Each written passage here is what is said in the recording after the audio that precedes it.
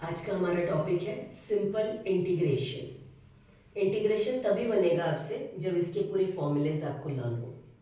Integration का सबसे पहला जो फॉर्मूला है उसके बेसिस पे कुछ एग्जांपल्स देखते हैं।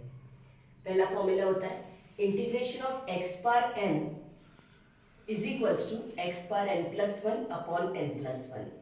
मतलब x की पावर में कभी कोई नंबर अगर है आपके पास तो वो इंटीग्रेट होगा इस फॉर्मूले से। पावर के नंबर में प्लस वन लगाएंगे और नीचे लिखकर फिर से उसमें प्लस वन लगाएंगे। जैसे एक्स क्यूब हमें इंटीग्रेट करना है तो इस फॉर्मूले से कंपेयर करने पे कंपैरिजन होता है। बेस में x है, पावर में 3 है, फॉर्मूले में लगाने पर अब इसे x power 3 plus one upon 3 plus one plus C लगाना पड़ेगा। इंटीग्रेशन जब सॉल्व करते हैं तो आंसर में प्लस सी लगता है। 3 प्लस वन 4, 3 प्लस वन 4, तो आपका रिक्वायर्ड आंसर आया i is equals to x power 4 upon 4 plus C. ये i क्वेश्चन को स्टोर करने के लिए यूज होता है। जितने भी क्वेश्चन आप इंटीग्रेशन के बनाएंगे उन सभी क्वेश्चंस को इस कैपिटल I में इंटीग्रेशन में स्टोर किया जाता है। नेक्स्ट क्वेश्चन देखते हैं। नेक्स्ट क्वेश्चन है आपका square root of X. Integration of square root of X करने के लिए एक्स की पावर चाहिए, क्योंकि हम फर्स्ट फॉर्मूला पढ़ रहे हैं एक्स पावर एन का। तो अब यहाँ अंडर रूट ऑफ एक्स को सॉल्व करने के लिए एक्स की पावर में रूट को बदल लेते हैं। रूट को पावर में लिखने के लिए हम लिखते हैं 1/2। एक्स की पावर में 1/2 लिखा हमने। फॉर्मूले से कंपेयर करते हैं एक्स पावर एन के, लिखना पड़ेगा X power N plus one upon N plus one. तो हाफ में प्लस वन एक्स की पावर पे और नीचे पे half plus one, plus C लगा दिया है। आर्बिट्ररी कांस्टेंट सी लगाना जरूरी है।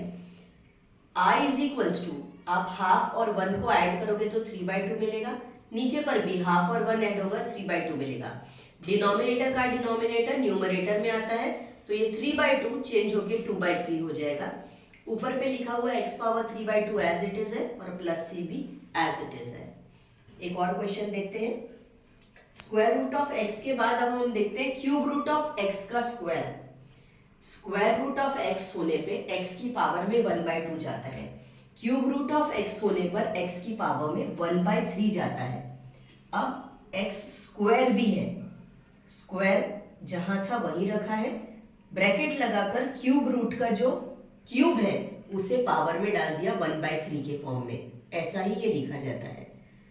हमें सर्ड्स का रूल पता है कि a की पावर में एक n है, बाहर एक m है, तो इस a पावर n और m को n इंटू m के फॉर्म में लिखा जा सकता है। मतलब दोनों पावर्स को मल्टीप्लाई करना पड़ता है। 2 को 1/3 से मल्टीप्लाई करेंगे, क्या मिलेगा हमें 2/3। x की पावर अब 2/3 है। x पावर n का फॉर्मूला लगाएंगे इंटीग्रेशन का, that is x power n plus one upon n plus one. तो लिखेंगे 2/3 plus one upon 2/3 plus one plus C. 2/3 plus one कैसे सॉल्व हो रहा है? 3 को 1 से मल्टीप्लाई कर दो, 2 प्लस 3 हो जाएगा। जो 3 पहले सिर्फ 2 के नीचे था, अब 2 प्लस 3 दोनों के नीचे आ जाएगा, वो 3 कॉमन डिनोमिनेटर बनेगा दोनों का।